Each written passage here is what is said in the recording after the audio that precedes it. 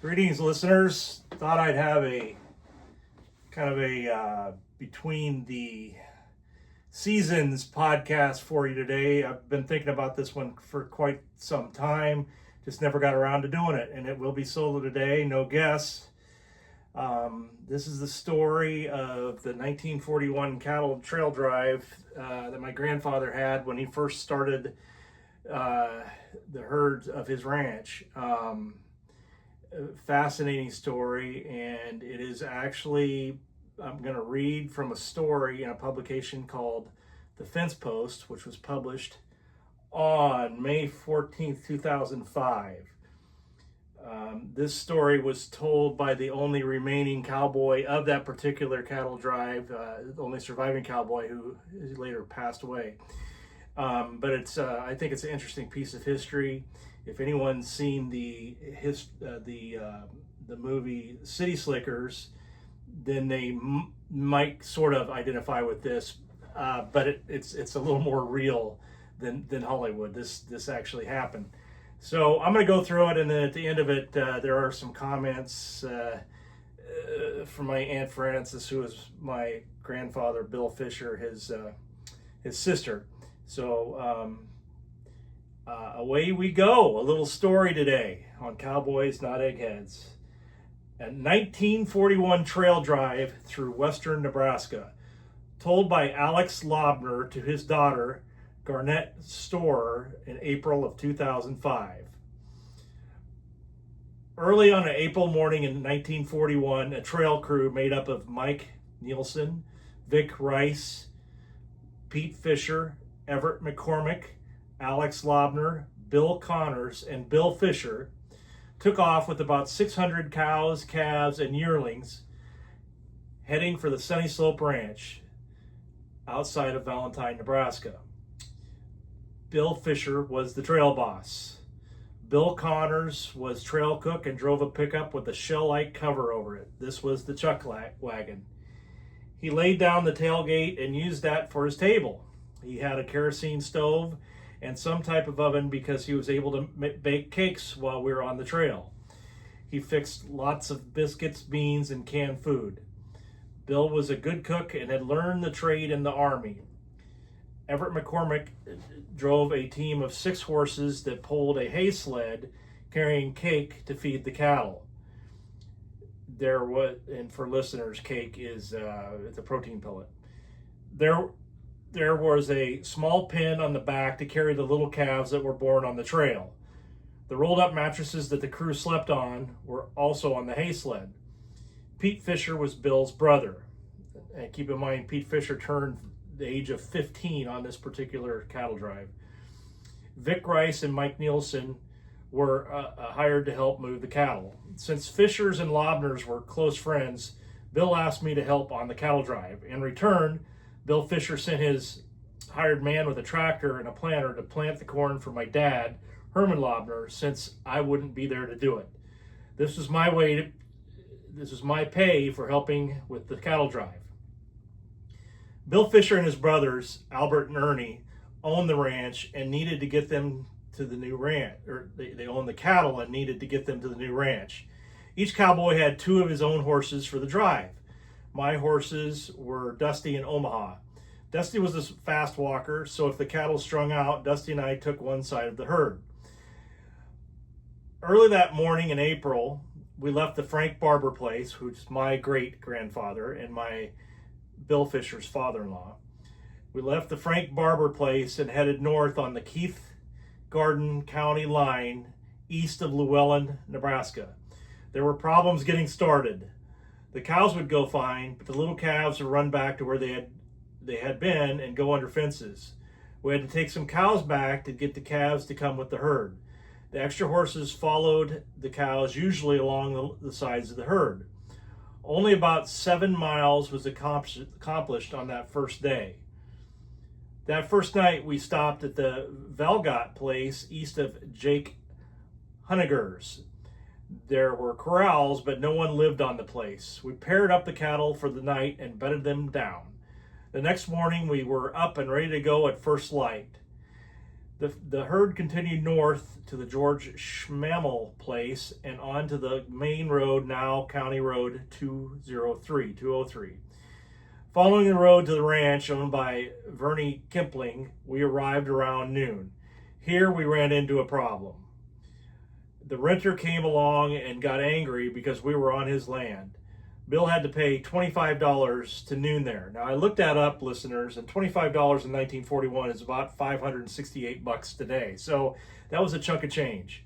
I think it was significant.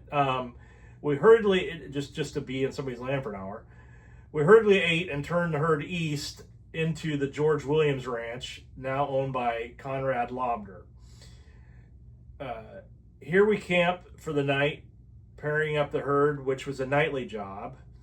Virgil Valentine, who worked for Williams, had a deck of cards that we borrowed so that we could play away the evening playing cards. The family gave us the tattered deck of cards to take with us.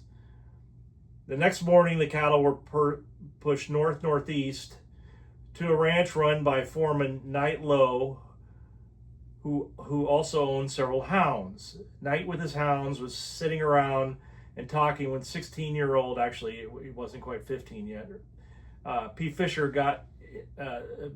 started whining and howling. And if you knew my Uncle Pete, he's the guy that I always quote on here as saying, seen a lot in my life, or seen a lot of change in my life, been against most of it. But anyway, if you knew my Uncle Pete, he was a teaser, and I can completely see him stirring up these hound dogs. The hound dogs got into a terrible fight, which my Uncle Pete started or helped start, which doesn't surprise me. Knight was pretty upset with Pete for that incident. It proved to be our excitement for that day and night. Several evenings and nights, thunderstorms came up. If it looked like a possible storm was coming, we would try and find an east fence and bunch the cattle along the fence to keep them from drifting during the storm. Lightning flashed and streaked the ground. Thunder crashed. It was scary. We were out in the storm on our horses watching the cattle. I would get off my horse and stand beside it during the storm, letting the horse shield me from the weather. One night, a rainstorm came up after we crawled into bed. We slept on thin mattresses in a row with a tarp thrown over us for cover. It rained.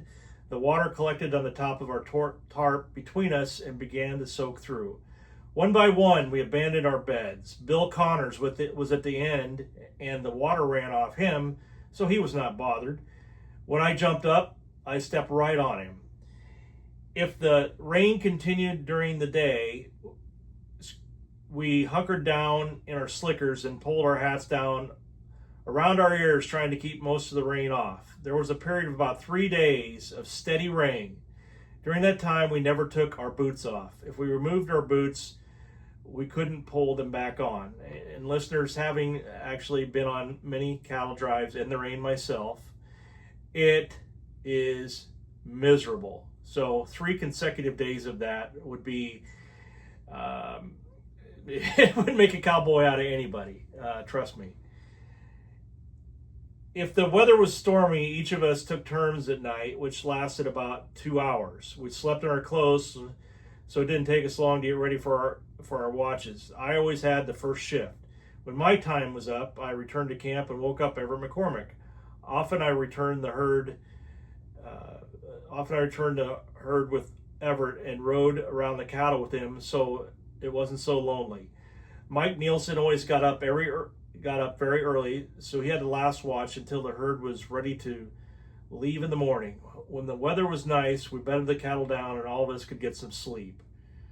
We crossed through several ranches. I remember crossing the Herman Ranch and the Wolfenden Ranch. One night we stopped at another ranch owned by an elderly woman. She offered us the bunkhouse for our night as well as coffee and rolls. We were pretty cold, so we snapped up that offer. Now, keep in mind, this is April in Nebraska, and it probably got into, I would say, the 40s on some nights. And if it was raining, it would just, again, it would have been miserable. So I'm sure they were pretty appreciative of that bunkhouse. Bill Fischer always rode ahead and laid out the trail. he had to contact the ranchers whose land we were to cross. Sometimes the ranchers themselves rode across the ranch with us cowboys in the herd, or they sent a hired hand to ride up with us. One rancher rode across his ranch with me. He told me about raising Morgan horses. Someone's work stud got into his herd of Morgan horses. The two stallions fought. The rancher worried that his Morgan stallion might not survive the wounds received in the fight. So that's what they talked about. We arrived at the South Loop River, a little creek. The cattle, hay sled, and pickup crossed over with ease. However, when we reached the Middle Loop, or North Loop, he wasn't quite sure which one, as dictated in the story, we had a terrible time finding a place where everything could get down to cross to the water to cross. The banks were too steep for the hay sled and the pickup. After some diligent searching, a crossing was discovered, and everything made it safely to the other side. Soon we arrived. Are you serious? Sorry about that, listeners. Somebody's trying to call me on. Soon after we arrived at the railroad that ran through the Monahan Ranch, and we crossed it east of Whitman, Nebraska, Bill Fischer headed into Mullen to replenish the supplies. One day, Everett McCormick had an accident. He borrowed a knife from Vic Rice, who had the habit of always sharpening his knife. Everett was trimming his horse tails. Listeners, I wouldn't do that out in the middle of the pasture. I just wouldn't. And why wouldn't I do it? Well, because when he pulled down on the horse's tail, it must have been a rat. The knife stuck, and when it came loose, it slashed down, cutting a deep hole in his thigh. So they're in the middle of nowhere, and this guy's got a freaking pretty nice little wound in his thigh because he was being an idiot. I don't know if he's being an idiot, but again, I wouldn't have done that. I would never do that to my horse's tail unless I had the horse in a pen where I could control a lot of things. But anyway, Bill Fischer took him to the doctor in Hyannis, where clamps were used to close the wound. When he arrived in Valentine, he was to see the doctor and have the clamps removed. While in Hyannis, Bill replenished our supplies, which were running low. Another day, I noticed first one cow and then another turned out and walking into a certain spot in the trail. Riding over, I found two large rattlesnakes lying there. I grabbed my rope and beat them to death. I don't think he did, but we'll just leave that in the story, shall we? I don't think you can beat a rattlesnake to death with a rope. Maybe you can. I don't believe that, but God bless him. It's his story. We passed the Kennedy post office in the schoolhouse. The teacher and her students were out on the step watching us go by. I stayed up by the step and visited with them as the cattle passed. If the herd stopped anywhere near any blowouts, I would search the blowouts for arrowheads when I wasn't working. I only found part of one arrowhead. And most listeners aren't going to understand what that reference is to. Actually, in the Sandhills, Nebraska, people go arrowhead hunting because there are actual still arrowheads buried out in the sand out there. And when I say arrowhead, it was arrowhead. For my video people, I showed it. It's an arrowhead. It's made out of stone or flint or something, but it's an actual arrowhead that Native Americans used years prior. So that's what he's talking about in the blowouts in the arrowhead. Finally, on the 20th day of the drive, the herd arrived at Sunny Slope Ranch on a Saturday with the loss of only one cow that wandered off and had not been missed. Some rancher ended up with an extra cow in their spring roundup. Bill Fischer took us into Valentine for supper and bowling. While there, Everett, along with me for support, went to the doctor to get the clamps removed. Remember, the guy stabbed his freaking thigh with a freaking knife. The doctor didn't have the correct tools needed to remove the clamps, so he used needle nose pliers. With tears streaming down his face, he squeezed my hand, and I squeezed his. I think he's talking about Everett here. Yeah.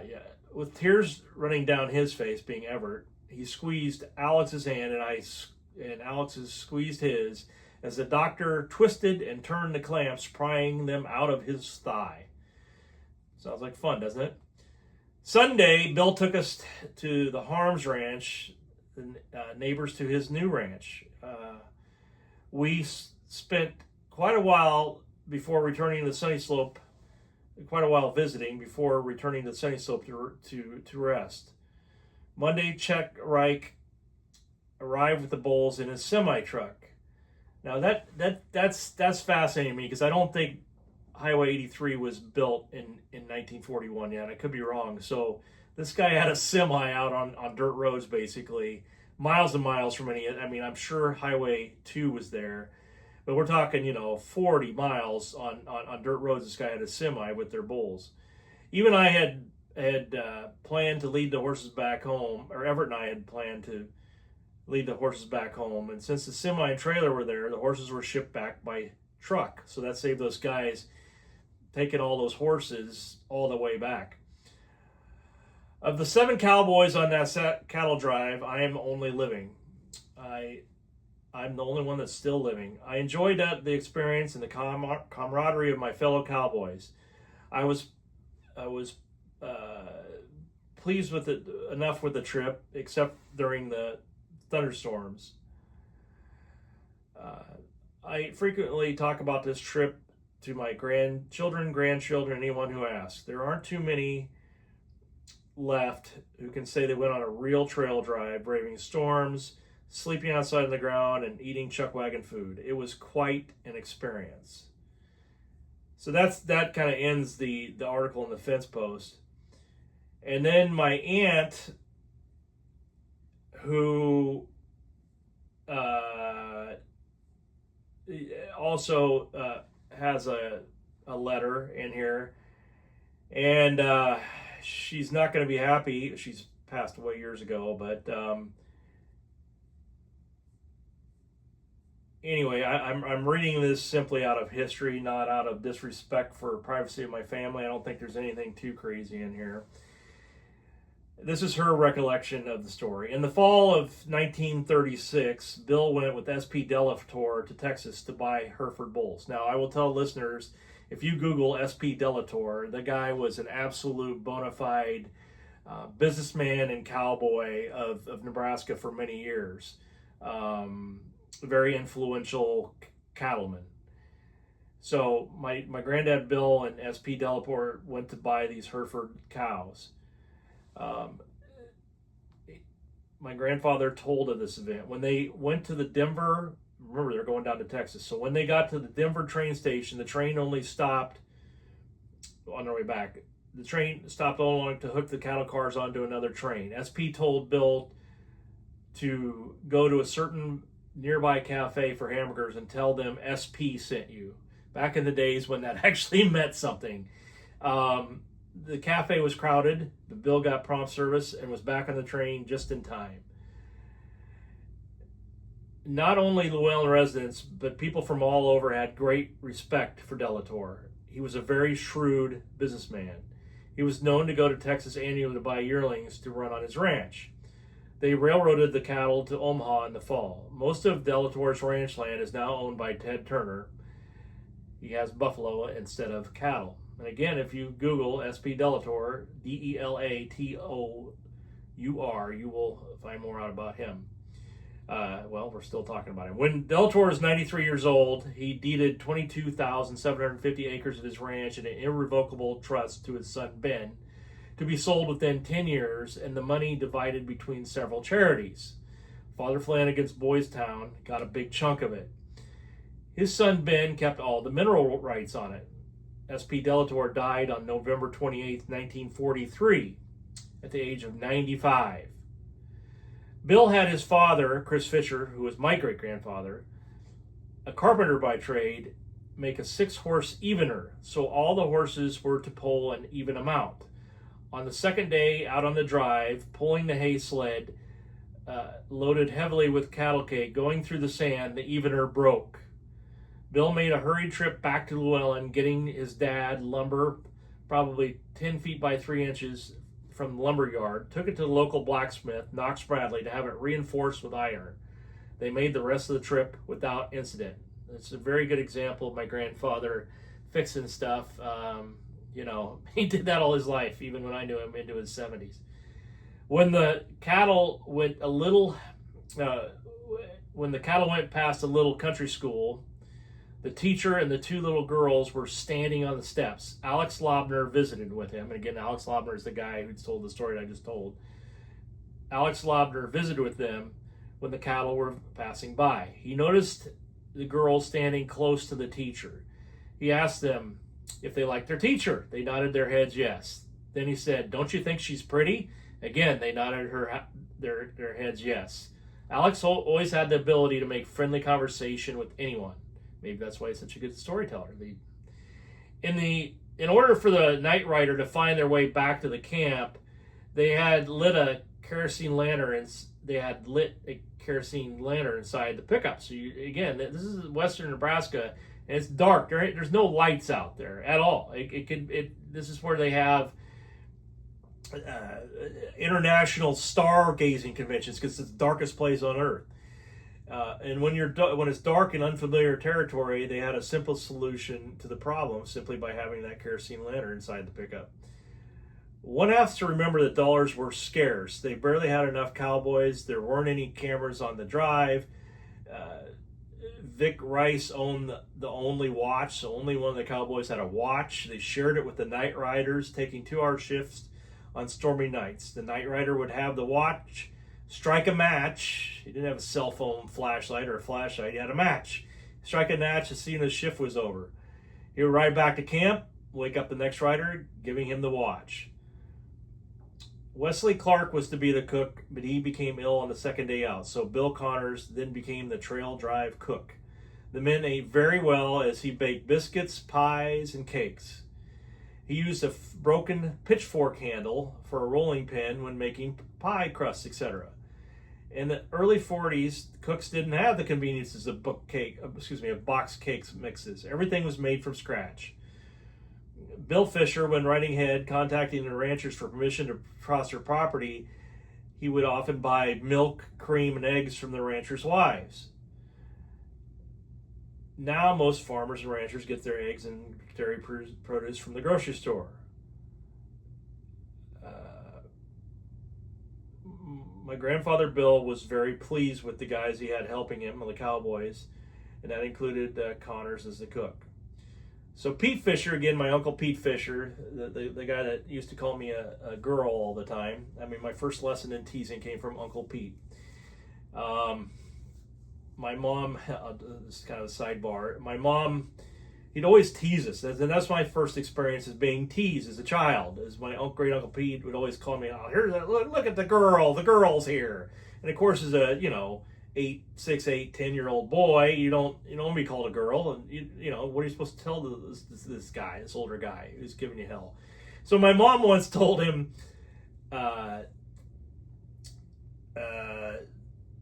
well, next time he calls you a girl, say, "I'm doing pretty good, Aunt Pete." So I did that, and I just remember him saying, "If you say that again, I will kick your ass over that fence." So anyway, God rest Uncle Pete. But he was 15 years old when he started on that cattle drive, and he turned 16 on May 1st. And Bill Connors made him angel food cake. Connors often took an angel food cake to the Garden County Fair. He took great delight in getting first prize from ladies. He did this year after year. Connors had been a cook in the Navy for 7 years, serving World War I. Connors must have made a lasting impression on Pete, on the Fischers, as my Uncle Ernest became an Army cook in World War II, and Pete ended up becoming an Army cook during the Korean conflict. The road to the ranch was in such poor condition, the semi couldn't travel to the Sunny Slope Ranch. When the bulls were trucked up there, they were unloaded 5 miles from the ranch at Harold Harm's ranch. The Cowboys' horses were loaded for the return trip back to Garden County. Corrals and scales were built at the Harmses. Bill had to drive cattle there for a number of years before the roads were improved. So they were so bad that we had to use the neighbors' corrals to truck cattle. Bill Fischer had other things on his mind besides getting cattle to Sunny Slope Ranch. After the cattle were at the ranch, Bill went to Lincoln to get Edna Barber, who was Frank Barber's daughter, and they married. If you want to Google Frank Barber, you might find some stuff. They were married on June 5th, 1941 at Hartington, Nebraska. He came back to Llewellyn so that we being the family, could meet the bride. They went back to the Sunny Slope. The previous owners of the ranch, George Christopher, had a large family and financial problems, so they lost the ranch. It was bought from an investment bank. The place was leased for several years before finding a buyer. The fences all needed much repair. Ernest Fischer, Bill Fischer's partner at the time, and his brother went to the ranch on March 1st, was very busy repairing fences, etc. He had to get back to Garden County as he was drafted for the war. He left Garden County via train from Llewellyn, and several men got on the train at Oshkosh. They were inducted into the Army on June 13th, 1941, Friday the 13th, in Cheyenne, Wyoming. They were discharged in October of 1945. Albert, my other great uncle, my Bill Fischer's brother also, with hired help, was running the barber place until he went into the Army September 1944, and he got out in November of 1946. Bill Fischer managed both places, the barber place and the Sunny Slope, which is really both Frank Barber's stuff, until they came back from the war. Later, the partnership was dissolved and Bill Fischer took over. Bill was a very hard worker all of his life. He was always looking for a better and more efficient way to do everything. He was trustworthy and loyal to family members, friends, and neighbors. Yes, he was. Now, here's the little funny part. My Aunt Frances really didn't want anybody to share that, and she actually puts in here, the above information was compiled from the memories of Bill's relatives. It is not to be published in the Fence Post or any place else. Well, sorry, Aunt Frances, it was published on Cowboys, Not Eggheads.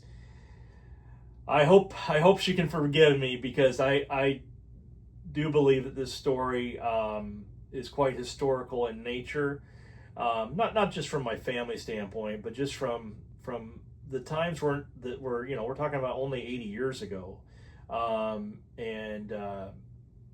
My grandfather, as I've discussed previously on this podcast, when he died in 1986,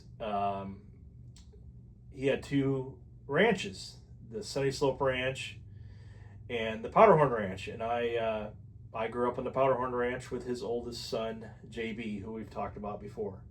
So I hope you've enjoyed today's podcast. Not sure when we're coming back. I'm really not in a big hurry, but I want to make sure that whatever I do will be quality content. And today I think I provided some quality content for you. Remember to subscribe, rate, and review. Remember that I'm on YouTube now, so subscribe to Cowboys Not Eggheads on YouTube, and you can watch my radio/podcast face, record some videos here, and hopefully we'll have guests coming soon in the next season. Thanks for listening.